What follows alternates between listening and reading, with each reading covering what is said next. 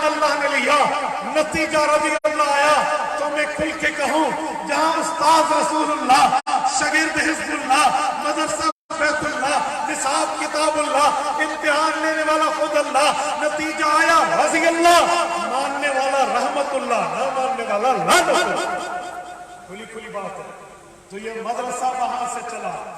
آج عبداللہ بن مسعود کا جامعہ, مولانا عبد المالک کا مدرسہ, اسی مدرسے کی اولاد ہے, اسی مدرسے کی نسل ہے. ہم قال اللہ قال رسول اللہ پڑھانے والے ہیں. میں ایک جملہ کہتا ہوں, جن بچوں کے سر پہ ابھی دستار فضیلت چکی ہے, جن اساتذہ نے انہیں پڑھایا ہے, جن والدین نے انہیں پڑھوایا ہے, جن معاونین نے انہیں تعلیم دلوائی ہے, اور ان کے ساتھ پیٹ نہیں لگا ہوا تھا, انہیں دنیا کی ضرورت نہیں تھی, انہیں دنیا کی طلب نہیں تھی, انہیں پیسہ نہیں چاہیے تھا, انہیں دولت عزیز نہیں تھی, انہیں مال کی طلب نہیں تھی. جی ہاں سب کچھ تھا, لیکن انہوں نے دنیا کی طلب کو, پیسے کی طلب کو, مال کی طلب کو, دولت کی طلب کو, دنیاوی معاملات کو دین پر ترجیح نہیں دی, محمد کے دین کو دنیا پر ترجیح دی. میں تبھی کہتا ہوں اپنی اولادوں کو دین کے لیے بھیجو, اپنی اولادوں کو مدرسوں میں بھیجو. میں اسکول کی مخالفت نہیں کرتا, کالجز کی مخالفت نہیں کرتا, یونیورسٹیز کی مخالفت نہیں کرتا, انسٹیٹیوٹ کی مخالفت نہیں کرتا. یہ چیزیں ہماری ضرورت ہے. اسکول سے وکیل پیدا ہوتا ہے, قانون دانی ہماری ضرورت ہے. اسکول اور کالجز سے ججز پیدا ہوتے ہیں, ججز کا فیصلہ ہماری دنیاوی ضرورت ہے. اسکول کالجز سے ڈاکٹر پیدا ہوتے ہیں, ڈاکٹر ہمارے معاشرے کی ضرورت ہے. اسکول کالجز سے انجینئر پیدا ہوتے ہیں, انجینئر معاشرے کی ضرورت ہے. لیکن مدرسے سے حافظ قرآن بنتا ہے, قاری قرآن بنتا ہے, عالم قرآن بنتا ہے, محدث حدیث بنتا ہے, مفسر تفسیر بنتا ہے, فقیہ فقہا بنتا ہے, ولی اولیاء بنتا ہے. اس کی ضرورت دنیا میں بھی ہے, اس کی ضرورت قبر میں بھی ہے, اس کی ضرورت میدان محشر میں بھی ہے, اس کی ضرورت آخرت میں بھی ہے.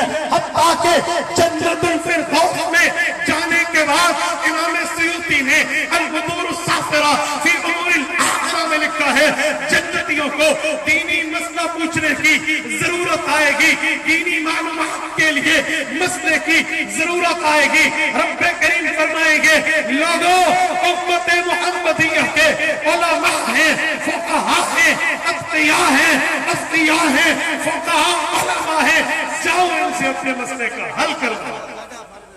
میرے دوستو, مدرسہ تمہاری وہ ضرورت پوری کر رہا ہے جس ضرورت سے دنیا بھی بہتر بنے گی, آخرت بھی بہتر.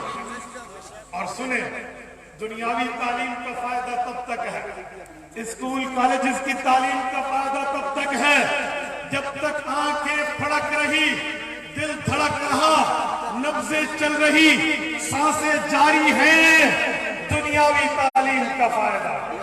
اور اگر آنکھیں بند ہو گئی, دل کا دھڑکنا بند ہوا, آنکھ کا پھڑکنا بند ہوا, نبض کا چلنا بند ہوا, سانس کا جاری رہنا بند ہوا, پھر تعلیم فائدہ دے گی, قرآن والی دے گی, شریعت.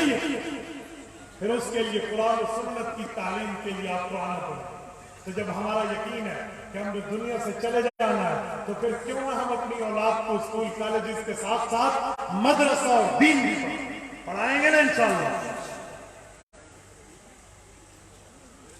میرے دوستو, میں بات کر رہا تھا مدرسے میں وہ ضرورت پوری ہوتی ہے جو آخرت کو فائدہ دیتی ہے. کیا مانا؟ اللہ نہ کرے کسی کا ابا جی فوت ہو جائے, کسی کی اماں جان فوت ہو جائے, کسی کا کوئی قریبی عزیز فوت ہو جائے, تو وہ اسکول کے پرنسپل کو, کالج اور یونیورسٹی کے وائس چانسلر کو, ڈاکٹر کو, ڈین کو کال کر کے نہیں کہے گا ڈبل میجسٹریٹ کی تلاوت شروع کر دو, فزکس پڑھ لو, کیمسٹری پڑھ لو, فادر آف کیمسٹری آپ جابر بن حیان کے فارمولے پڑھ لو, फादर ऑफ मेडिकल, और आप बुअली सीना के फार्मूलाज को पढ़ लो। वो ये नहीं कहेगा पाक स्टडी पढ़ो, उर्दू की किताब पढ़ो, इंग्लिश की किताब पढ़ो, जी नहीं, वो मौलाना को काल करेगा, भाई साहब को काल करेगा, बच्चों को कहो सूरत यासीन की तिलावत करो।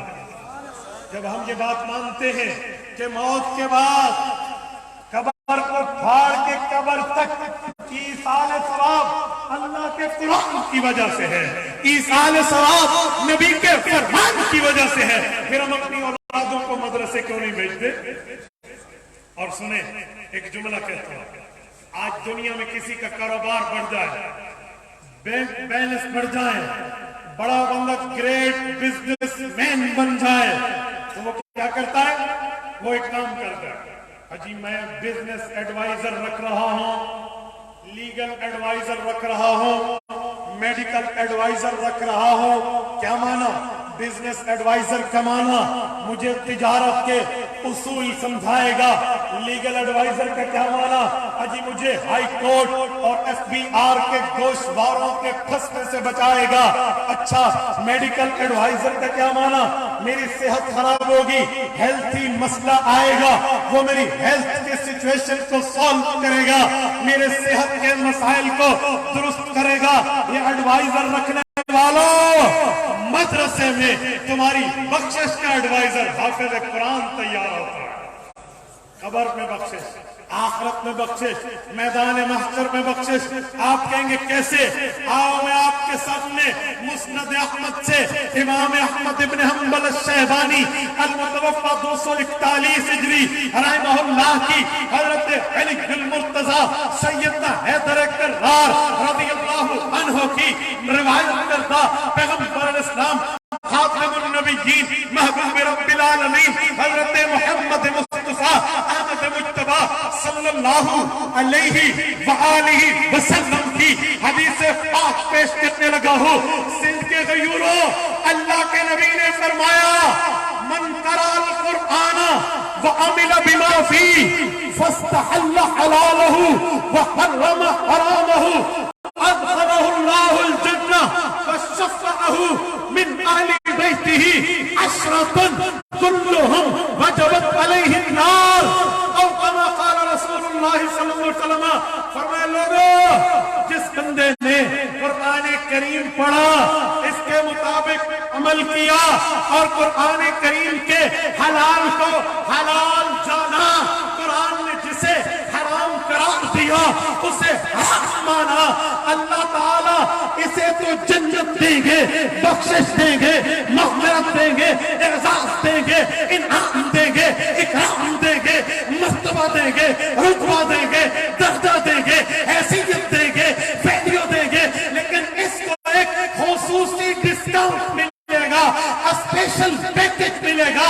वो पैकेज ये होगा कि अगर इसने कुरान करीम पढ़ने पे अमल किया तो इसके फैमिली मेंबर 10 खानदान के लोग, 10 रिश्तेदार जिन पे जहन्नम वाजिब हो चुकी होगी, जहन्नम का फैसला हो चुका होगा, उनको अल्लाह फरमाएंगे, ओए हाफिज़ कुरान, ओए आलिम कुरान, ओए शरीयतदान, ओए दीन पे अमल पे रहा, जा अपने खानदान में जहन्नमियों को ढूंढ, दोज़खियों को ढूंढ, उन लोगों को ढूंढ जिन पर आखिरत में आग का फैसला हुआ है। 10 बंदे